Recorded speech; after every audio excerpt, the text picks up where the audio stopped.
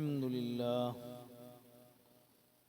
لله رب العالمين، والصلاة والسلام على رسوله الكريم وعلى آله وأصحابه أجمعين، أما بعد.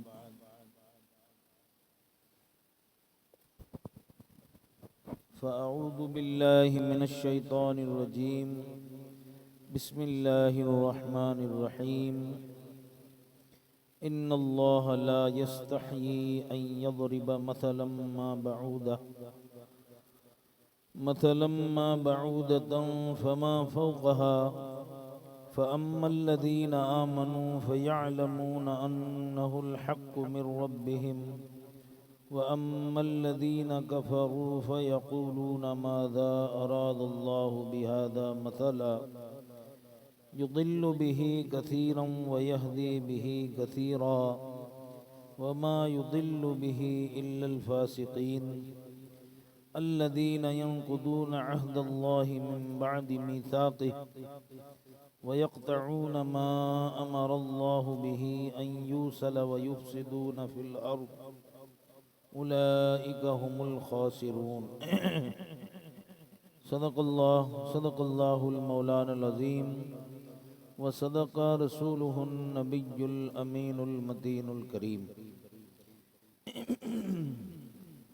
محترم حضرات، بآواز بلند بارگاہ رسالت مآب صلی اللہ علیہ وآلہ وسلم میں درود پاک کا ہدیہ پیش کریں. اللہم صلی علی سیدنا و مولانا محمد وعلی آل سیدنا مولانا محمد بارک وسلم. صلاۃ و سلام علیک یا رسول اللہ. محترم حضرات، ترجمہ و تفسیر قرآن میں آپ نے قرآن کی سب سے بڑی سورہ مبارکہ اور دوسری سورت سورہ فاتحہ کے بعد سورہ بقرہ کی 25 آیتوں کا ترجمہ اور تفسیر سماعت فرمائی. آج میں نے ابھی 26 اور 27ویں آیت کی تلاوت کرنے کا شرف حاصل کیا ہے. اللہ تبارک و تعالیٰ ارشاد فرماتا ہے، ان اللہ لا یستحی ان یضرب مثلا ما بعودۃ فما فوقها. بے شک اللہ تعالیٰ ہدایت کے سلسلے میں کسی بھی مثال کے بیان کو ترک نہیں کرتا. فَأَمَّا الَّذِينَ آمَنُوا فَيَعْلَمُونَ، خواہ مچھر کی مثال ہو یا اس سے بھی زیادہ حقیر چیز کی. فَأَمَّا الَّذِينَ آمَنُوا فَيَعْلَمُونَ أَنَّهُ الْحَقُّ مِنْ رَبِّهِمْ، اور وہ لوگ جو ایمان لائے ہیں اور مانتے ہیں کہ یہ مثال ان کے رب کی طرف سے سچی ہے.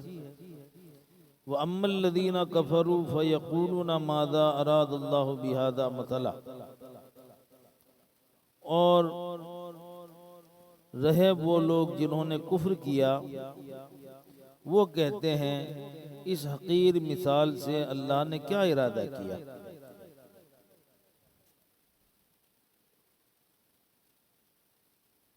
يُضِلُّ بِهِ كَثِيرًا وَيَهْدِي بِهِ كَثِيرًا، وہ اس مثال کے بیان سے بہت لوگوں کو گمراہی میں مبتلا کر دیتا ہے. وَمَا يُضِلُّ بِهِ إِلَّا الْفَاسِقِينَ، اور بہت سے لوگوں کو اسے ہدایت دیتا ہے اور وہ صرف فاسقوں کو ہی اس سے گمراہی میں مبتلا کرتا ہے. الذین ینقضون عہد اللہ من بعد میثاقہ، جو اللہ سے خوب پکا عہد کرنے کے بعد اس کو توڑتے ہیں اور جن چیزوں کو اللہ نے ملانے کا حکم دیا ہے اس کو کاٹتے ہیں. وَيَقْطَعُونَ مَا أَمَرَ اللَّهُ بِهِ أَن يُوصَلَ وَيُفْسِدُونَ فِي الْأَرْضِ، اور وہ چیز کہ اللہ نے ملانے کا حکم دیا ہے اس کو وہ کاٹتے ہیں اور زمین میں فساد کرتے ہیں. اولئک هم الخاسرون، وہی لوگ نقصان اٹھانے والے ہیں. یہ آیت مبارکہ پچھلی جو آیت تھی جس میں اللہ نے ایک آگ کی مثال دی تھی منافقوں کہ وہ آگ جب آتی ہے تو اس سے دور بھاگتے ہیں، اس سے اس کا ایک ربط ہے۔ اللہ تبارک و تعالیٰ نے یہاں کیا بیان فرمایا کہ کفار اور مشرکین منافقین کہتے ہیں کہ یہ کیسی مثال اللہ کا رسول دیتا ہے، اللہ دیتا ہے قرآن میں۔ تو اللہ تبارک و تعالیٰ نے اس بارے میں فرمایا کہ ہم مثال کیوں دیتے ہیں؟ اللہ مالک و مولا ہے، وہ کسی حقیر چیز کے لیے حقیر چیز کی مثال دیتا ہے، کسی اعلیٰ چیز کے لیے کسی اعلیٰ چیز کی مثال دیتا ہے۔ مثال کا مطلب ہے ایگزامپل۔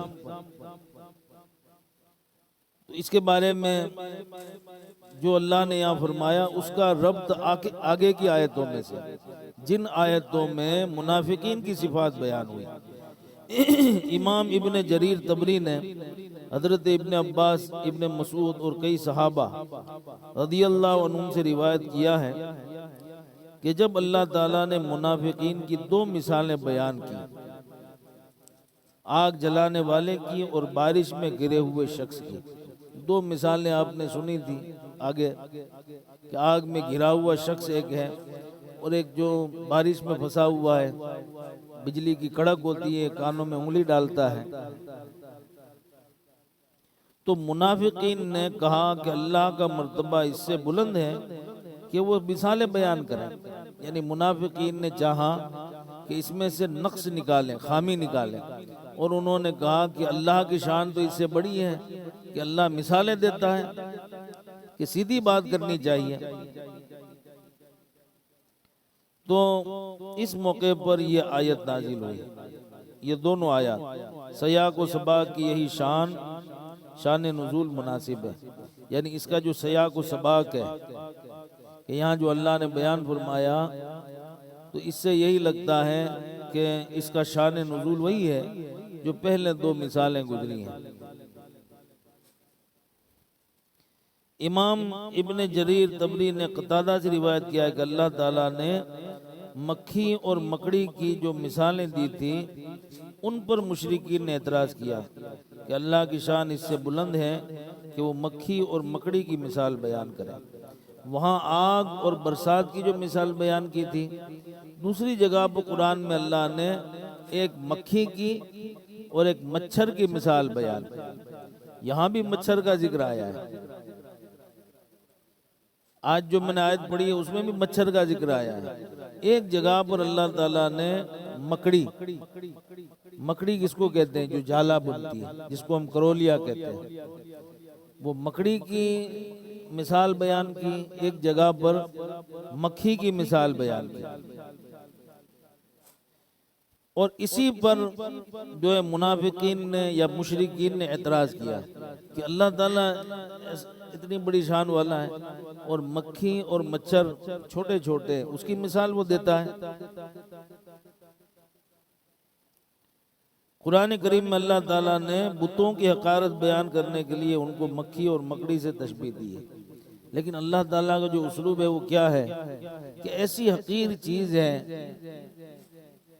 جس کو رد کرنے کا اللہ حکم دیتا ہے تو اس کی مثال حقیر اور قیمت بغیر کی چیزوں سے ہی دیتا ہے، یعنی بڑی چیزوں کی مثال دے بتوں کے لیے۔ اور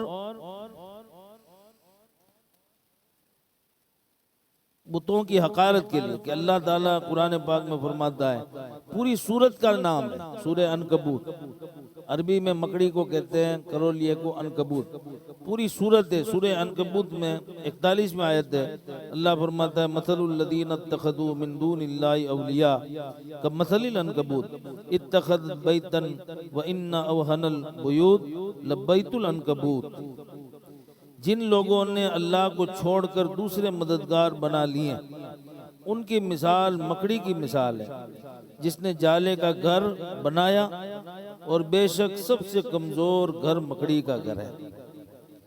یعنی اللہ نے یہ مثال دی ہے مکڑی کی کہ جو اللہ کو چھوڑ کر، جس نے زمین و آسمان، انسان، تمام موجودات کو جس نے بنایا، خالق ہے، جس کا فاتر ہے، اور جن سب مخلوقات کا پروردگار ہے اس کو چھوڑ کر ان پتھر کے بنے ہوئے لکڑی کے بنے ہوئے مجسموں کے سامنے جو عبادت کرتے ہیں ان کی مثال اللہ نے دی ہے مکڑی کے جالے کی طرح کہ ایک مکڑی ہے جو جالا بناتی ہے، وہ جالا بنتی ہے، کئی دن تک جالا بناتی ہے اور ایک ہوا کا جھونکا زور کا آتا ہے اس جالا جو ہے اس کا کیا ہے بکھر جاتا ہے۔ یعنی اس کی جو طاقت ہے مکڑی کے جالے کی جو طاقت ہے، آپ ایک جھاڑو پھرائیں گے گھر کی عورتیں تو کئی جالے ایک ساتھ اس جھاڑو کے ساتھ الجھ جاتے ہیں۔ تو اللہ نے بیان فرمایا کہ جو مکڑی کے جالے کی جو طاقت ہے، مکڑی کے جالے کی جو اوقات حیثیت ہے، ایسی حیثیت ان بتوں کی ہے جو لکڑی اور پتھروں سے بنائے جاتے ہیں۔ اور دوسری جگہ اللہ تبارک و تعالیٰ ارشاد فرماتا ہے سورہ حج میں، یعنی یہ مثال تو آپ نے مکڑی کی سنی، اس پر بھی اعتراض ہوا مشرکین اور منافقین کا، اسی پر یہ دو آیت ہے، جو دو آیتیں میں نے تلاوت کی ہیں اس کو سمجھنے کے لیے اس کو ہم بیان کر رہے ہیں۔ دوسری جگہ سورہ حج میں اللہ فرماتا ہے وَإِن يَسْلُبْهُ الذُّبَابُ شَيْئًا لَا يَسْتَنقِذُوهُ مِنْهُ ضَعُفَ الطَّالِبُ وَالْمَطْلُوبُ کہ اللہ فرماتا ہے اور اگر مکھی ان بتوں سے کوئی چیز چھین کر لے جائے تو وہ اس کو اس سے چھڑا نہیں سکتے، طالب اور مطلوب دونوں کمزور ہیں۔ یعنی بتوں کے اوپر جیسے یہاں بھی ہمارے دستور ہے مشرکین اور جو ہمارے دور میں جو مشرکین ہیں وہ سب سے جو ہے ایسٹیم اس کا جو ہے ورژن ہے سب سے آگے کہ جو چیز ملے اس کو خدا، وہ تو مشرکین مکہ بھی نہیں بناتے تھے کہ جو بھی طاقتور چیز ملے اس کو خدا نہیں بناتے تھے۔ تو اس کے بارے میں اللہ تبارک و تعالیٰ نے فرمایا کہ اور اگر مکھی ان بتوں سے چھین لی جائے کہ ان بتوں کے اوپر چڑھاوے چڑھاتے ہیں، کھانے کی چیزیں چڑھاتے ہیں بتوں کے اوپر اور پھر چڑھاوا چڑھا کر چلے جاتے ہیں، اللہ نے فرمایا کہ تم جن کو اپنا پروردگار مانتے ہو، تم جن کو اپنا رازق مانتے ہو، رزق دینے والا، تم اپنا جس کو مالک مانتے ہو، اس کے پاس جو کھانے کی چیز ہے، جو کھانے کی چیز تم نے رکھی ہے، کس کے پاس؟ ان بتوں کے پاس جس کو تم معبود مانتے ہو، جس کی عبادت کرتے ہو، اس کے پاس کوئی کھانے کی چیز رکھی ہے اور وہ کھانے کی چیز ایک مکھی اٹھا لے جائے۔ اب یہاں مثال اللہ شیر کی تو نہیں دے گا کیونکہ شیر کا اور پتھر کا کیا مقابلہ ہے؟ جب سامنے چیز ہلکی ہے، کمتر ہے، تو اس کی مثال بھی کمتر ہے۔ ایک مکھی آئے اور وہ مکھی جو ہے اس کے پاس سے، بت کے پاس سے جس کو تم نے معبود بنایا، کھانا کی جو چیز ہے اس کو اٹھا کر لے جائے، تو یہ جو تمہارا معبود جس کے لیے تم نے وہ کھانا رکھا ہے، انسان تو بہت دور کی بات ہے، مکھی کو بھی نہیں روک سکتا ہے۔ جیسے بچے کے جو ہے منہ کے اوپر بھی کوئی کھانے کی چیز لگی ہوتی ہے اور مکھی آتی تو کم سے کم مکھی کو تو بچہ بھی اڑا لیتا ہے، ہاتھ بڑھاتا ہے تو مکھی اڑ جاتی ہے۔ لیکن اللہ تعالیٰ نے فرمایا کہ جو بت ہیں جن کو تم نے معاذ اللہ معبود بنایا، ان کی اتنی طاقت نہیں ہے کہ وہ ایک مکھی کو اپنے آگے سے ہٹا لے۔ پھر اللہ نے فرمایا ضعف الطالب والمطلوب، یہاں مطلوب بھی جو ہے کمزور ہے اور طالب بھی کمزور ہے۔ طالب یعنی شرک و بت پرستی کے اس آلے کے پاس جانے والا، طلب کرنے والا کہ میں جاؤں اور بت کو مانوں، اور مطلوب یعنی جو بت ہے وہ دونوں سیم کمزور ہیں۔ اور یہ جو ہے کمزوری کو اللہ تبارک و تعالیٰ نے بیان فرمایا۔ پہلی مثال میں بتوں کی عبادت کا کمزور ہونا بتایا ہے، وہ مکڑی کے جالے کی مثل ہے، اور دوسری مثال میں بتوں کی حقارت بتائی ہے کہ اگر بتوں سے مکھی کوئی چیز چھین لے کر جائے تو اس کو چھڑا نہیں سکتے۔ امام عینی لکھتے ان مثالوں پر منافقوں نے یہ اعتراض کیا تھا کہ سیدنا محمد صلی اللہ علیہ وآلہ وسلم کے رب کو حیا نہیں آتی کہ وہ مکھی اور مکڑی ایسی چھوٹی اور حقیر چیزوں کی مثالیں بیان کرتا ہے؟ تب ان کے رد میں یہ آیات نازل ہوئی۔ اور مثال بیان کرنے کا ایک قاعدہ ہے، مثال دینے کا قاعدہ یہ ہے کہ جس وجہ سے مثال دی گئی ہے اس وجہ سے وہ مثال ممثلہ لہو کے موافق ہو۔ اگر کسی کی عظمت بیان کرنا مقصود ہے تو عظیم چیز سے مثال دی جائے گی، اور اگر کسی چیز کی خست بیان کرنا مقصود ہے حقیر چیز سے مثال دی جائے گی، کیونکہ مثال کے ذریعے جس کی مثال دی جا رہی ہے اس کے معنی کو منکشف کیا جاتا ہے اور امر معقول کو محسوس اور مشاہد کی صورت میں پیش کیا جاتا ہے تاکہ مسئلہ سمجھ میں آئے۔ کوئی بڑی چیز ہے اس کی مثال بڑی دی جاتی ہے، مثال کا یہ قاعدہ ہے۔ اللہ تعالیٰ نے قرآن پاک میں متعدد جگہ پر مثال دی، بڑی چیز ہے اس کی بڑی مثال، اور جو چھوٹی چیز ہے اس کی چھوٹی مثال۔ یعنی جب کوئی انسان پاگل پنا کرتا ہو تو ہم کیا کہتے ہیں کہ یہ کیا بچوں کی طرح کرتے ہو، اور جب کوئی نوجوان ہوشیاری کا کام کرتا ہو تو ہم کیا کہتے ہیں کہ یہ تو جیسے بڑا آدمی ہو گیا ہے، ایسے کام کرتا ہے۔ یعنی جو جس کی مثال دی جاتی ہے اس کی حیثیت کے مطابق مثال ہوتی ہے۔ اللہ تعالیٰ کا ارشاد ہے اللہ کسی بھی مثال دینے سے حیا نہیں فرماتا۔ اللہ کو کون روک سکتا ہے؟ وہ مثال دے گا تاکہ لوگوں کو سمجھ میں آئے۔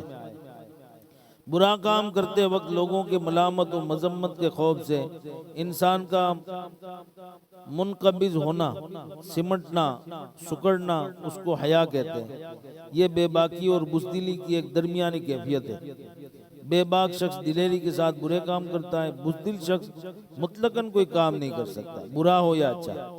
یعنی حیا جو ہے، حیا شرم کے معنی میں ہم لیتے ہیں، لیکن حیا کا معنی الگ ہوتا ہے، وہ بزدلی اور دلیری کے بیچ کی کیفیت ہے۔ دلیری کیا ہے؟ انسان کہتا ہے برا کام ہے، اچھا کچھ بھی مجھے کون روکنے والا ہے۔ اور بزدل کس کو کہتے ہیں؟ اچھا یا برا ہو وہ اس لیے اس برے کام کو نہیں چھوڑتا ہے کہ اس کو برا لگتا ہے، بلکہ اس کی ہمت نہیں ہوتی کہ میں کیسے سامنا کروں گا لوگوں کا، پولیس کا کیسے سامنا کروں گا۔ اس کے بیچ کی جو کیفیت ہے، ہمیشہ اسلام جو ہے کیا ہے؟ دین اوسط ہے، اعتدال۔ بیچ کی جو کیفیت ہے اس کو حیا کہتے ہیں۔ حیا کا یہ معنی اللہ تعالیٰ کے حق میں محال ہے، یہ معنی اللہ کے حق میں ممکن نہیں ہے، کیونکہ اللہ تعالیٰ اس سے پاک ہے کہ وہ کسی کی ملامت سے متاثر ہو۔ اس لیے یہاں حیا کا لازمی معنی مراد ہے۔ حیا کی وجہ سے انسان کسی کو دیکھ کر برا کام ترک کر دیتا ہے، اس لیے حیا کو ترک کرنا لازم ہے۔ اور اللہ تعالیٰ کے لیے جب بھی حیا کا لفظ استعمال ہو تو اس سے ترک کرنا ہی مراد ہوتا ہے۔ یعنی منافقین نے کیا تانا دیا، اعتراض کیا کہ اللہ کو حیا نہیں آتی کہ وہ پروردگار ہے، ایسی مثالیں دیتا ہے، جبکہ اللہ حیا کس کو آتی ہے؟ انسان کو، کہ تم یہاں سے نکلے حیا نہیں آتی کہ تم بڑوں کے سامنے سے گزر گئے؟ تو حیا کیا ہے؟ وہ روکنے والی چیز ہے۔ تو اللہ کے لیے حیا کو ترک کرنا لازم کہ خدا تبارک و تعالیٰ کو کسی کی ملامت کی کیا فکر ہو کہ کون کیا کہے گا۔ اس لیے حیا کو ترک کرنا لازم ہے، اور اللہ تعالیٰ کے لیے جب حیا کا لفظ استعمال ہو تو اسے ترک کرنا ہی مراد ہوتا ہے، کیونکہ منافقوں نے کہا تھا کہ محمد صلی اللہ علیہ وسلم کے رب کو حیا نہیں آتی کہ وہ مکھی اور مکڑی کی مثالیں دیتا ہے۔ تو ان کا رد کرتے ہوئے فرمایا کہ اللہ تعالیٰ حق واضح کرنے کے لیے کسی بھی مثال دینے سے حیا نہیں فرماتا ہے۔ یعنی تمہاری کوئی پرواہ نہیں ہے، تم کیا سوچو گے۔ رسول اللہ صلی اللہ علیہ وسلم نے بھی اللہ تعالیٰ کی طرف حیا کی نسبت کی ہے۔ حضرت انس رضی اللہ تعالیٰ عنہ بیان کرتے ہیں کہ رسول اللہ صلی اللہ علیہ وسلم نے فرمایا جو بندہ اور بندی اسلام میں بوڑھے ہو جائیں اللہ تعالیٰ ان کو عذاب دینے سے حیا فرماتا ہے۔ یعنی اللہ کے لیے جب حیا کا لفظ آئے گا وہ لازمی لفظ آئے گا، یعنی اللہ اپنی مرضی سے، وہ جو انسان کے لیے استعمال ہوتا حیا کہ میں اگر یہ کروں گا تو لوگ کیا کہیں گے، اس کو حیا کہتے ہیں، حیا آتی ہے۔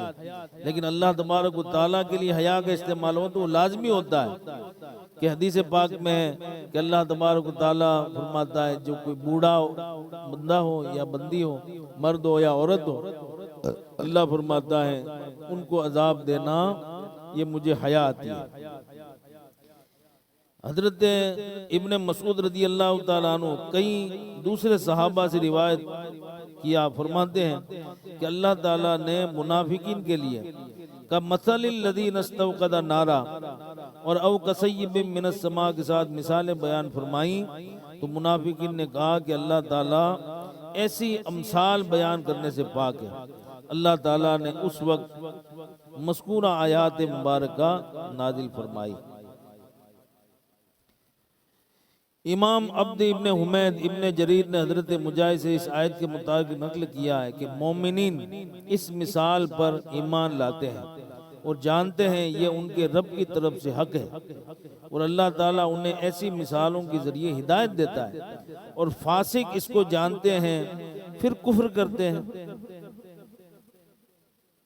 یعنی یہاں اللہ تبارک و تعالیٰ نے فرمایا فَأَمَّا الَّذِينَ آمَنُوا فَيَعْلَمُونَ أَنَّهُ الْحَقُّ مِنْ رَبِّهِمْ وَأَمَّا الَّذِينَ كَفَرُوا فَيَقُولُونَ مَاذَا أَرَادَ اللَّهُ بِهَذَا مَثَلًا، یعنی جب مومن ایمان لائے وہ خوب جانتے ہیں کہ مثال حق ہے، کہ اللہ نے صحیح مثال دی۔ ان بتوں کی حیثیت ہمارے نزدیک بھی یہی ہے کہ وہ مکھی کو بھی اپنے آگے سے دفع نہ کر سکے، اور ان کی عبادت ایسے ہی ہے جیسے جو ہے مکڑی کا جالا ہو، یا ان کے عقیدے کی پوری بنیاد اس پر ہے کہ جب بارش برستی ہے اور بجلی کڑکتی ہے تو کانوں کو بند کر دیتے ہیں۔ تو مومن تو یہ جانتے ہیں، لیکن کفار جنہوں نے کفر کیا وہ کہتے ہیں کہ کیا قصد کیا اللہ نے اس مثال کے ذریعے۔ تو مومن جو ہے وہ اللہ تعالیٰ نے انہیں ایسی مثالوں کے ذریعے انہیں ہدایت دیتا ہے، اور فاسق اس کو جانتے ہیں پھر کفر کرتے ہیں۔ ابن جریر نے ابن مسعود دوسرے صحابہ سے روایت کیا ہے یضل بھی کثیرن کا مطلب یہ ہے کہ وہ منافقین کو اس کے ساتھ گمراہ کرتا ہے اور مومنین کو اس کے ساتھ ہدایت دیتا ہے۔ آپ نے بعض دفعہ سنا ہوگا اللہ نے فرمایا یضل بھی کثیرا ویہدی بھی کثیرا، اس سے بہت سارے گمراہ ہوتے ہیں اور بہت سارے ہدایت پاتے ہیں۔ قرآن تو ایسی کتاب ہے جو صرف ہدایت ہی دیتی ہے، اسے ہدایت ہی پاتے ہیں۔ لیکن دیکھا آپ نے کہ ایک بہترین مثال اللہ نے دی، لیکن منافقین نے کیا کیا، اس کے اوپر اعتراض کیا، تو اللہ فرماتا ہے کہ وہ اعتراض کرتے رہتے ہیں اور ان کی گمراہی میں مزید اللہ تبارک و تعالیٰ جو ہے اور گمراہی بڑھاتا رہتا ہے۔ یضل بھی کثیرا ویہدی بھی کثیرا، اور جو مومن ہے اس کو پوزیٹیو وے میں دیکھتے ہیں اور انہیں اللہ تعالیٰ کی یہ قدرت نظر آتی ہے تو ان کو اللہ تبارک و تعالیٰ ہدایت دیتا ہے۔ اور یہاں فاسقین سے جو مراد ہے وما یضل بہ الا الفاسقین، کہ اللہ تبارک و تعالیٰ جو ہے کیا فرماتا ہے، نافرمانوں کو گمراہ کرتا ہے۔ اس سے مراد منافقین ہے، یعنی فاسقین سے مراد منافقین ہے۔ الذین ینقضون کے متعلق فرمایا کہ وہ پہلے اس کا اقرار کرتے ہیں پھر کفر کر کے اس عہد کو توڑ دیتے ہیں۔ تو یہاں اللہ نے فرمایا الذین ینقضون عہد اللہ من بعد میثاقہ، کہ وہ کیا کرتے ہیں، وہ جو ڈرتے رہتے ہیں عہد خداوندی کو اسے پختہ باندھنے کے بعد کاٹتے رہتے ہیں۔ یعنی یہ کیا کرتے ہیں کہ پہلے وہ عہد کرتے ہیں کہ اللہ کو میں معبود مانوں گا اور محمد صلی اللہ علیہ وسلم کو رسول مانوں گا، اس کے بعد وہ کیا کرتے ہیں، وہ عہد کو توڑ دیتے ہیں۔ امام ابن ابی حاتم نے حضرت ابن عباس سے روایت کیا ہے کہ مذکورہ آیات کا مطلب یہ ہے کہ کافر اس کو جانتے ہیں پھر اس کا انکار کرتے ہیں۔ امام احمد البزار، ابن حبان طبرانی نے اوسط میں، بہقی نے شعب الایمان میں حضرت انس رضی اللہ تعالیٰ نے روایت کیا ہے، فرماتے ہمیں رسول اللہ صلی اللہ علیہ وآلہ وسلم نے خطبہ ارشاد فرمایا کہ خبردار اس کا ایمان نہیں جس کے لیے امانت نہیں، اس کا دین نہیں جس کے لیے عہد کی پاسداری نہیں۔ یعنی حضور نے دو باتوں کا ہمیں جو ہے درس دیا، یہ دو باتیں کہ اس کا ایمان نہیں جس کے پاس امانت نہیں، اور اس کا دین نہیں جس کے پاس عہد کی پاسداری نہیں۔ یعنی مومن وہ ہے جو وعدہ کرے وعدے کو نبھائے، مومن وہ ہے کہ اس کے پاس امانت رکھی جائے اس امانت میں وہ خیانت نہ کرے۔ طبرانی نے الکبیر میں عبادہ بن صامت اور ابو امامہ سے اس کی مثل روایت کیا ہے۔ اور آپ نے دیکھا کہ یہاں اللہ تبارک و تعالیٰ نے ذکر فرمایا ہے منافقوں کا، آگے ذکر ہوتا ہے منافقین کا جنہوں نے اعتراض کیا، پھر آگے کیا ہے وَمَا يُضِلُّ بِهِ إِلَّا الْفَاسِقِينَ، اور اللہ تعالیٰ فاسقوں کو گمراہ کرتا ہے۔ یہاں فاسق سے مراد منافقین ہے۔ اب یہ فقہ کے ٹرم میں فاسق کس کو کہتے ہیں؟ جو اللہ تعالیٰ کے فرض کو ترک کرتا ہو، نماز کو اعلانیہ ترک کرتا ہو، شراب پیتا ہو، چوری کرتا ہو، زنا کرتا ہو، گناہ کرتا ہو، اس کو کیا کہتے ہیں؟ فاسق کہتے ہیں۔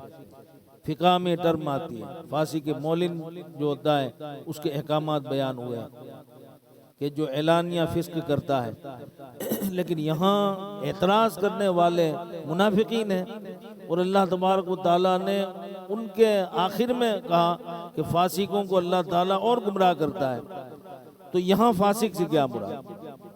تو فاسق قرآن پاک جو ہے دو لوگوں کو الگ الگ فاسق کہتا ہے، اس کا بیان امام ابن جریر ابن ابی حاتم نے حضرت ابن عباس رضی اللہ عنہما سے روایت کیا ہے، فرماتے ہیں کہ ہم وہ اسم جس کی نسبت اللہ تعالیٰ نے اہل اسلام کے علاوہ کسی کی طرف کی ہے، مثلا خاسر، مسرف، ظالم، فاسق، تو اس سے مراد کفر ہوتا ہے، اور جس اسم کو اہل اسلام کے لیے استعمال فرمایا ہے اس سے مراد گناہ ہوتا ہے۔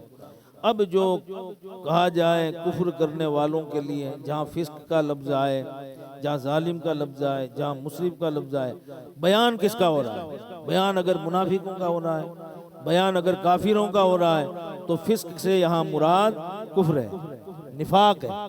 اور بیان اگر مسلمانوں کے گناہوں پر ہو رہا ہے، بیان ہو رہا ہے مسلمانوں کا، تو یہاں فسق سے مراد گناہ ہے۔ کافروں کو جب ہم فاسق کہتے ہیں، قرآن فاسق کہتا ہے، تو فسق سے مراد ان کا کفر ہے۔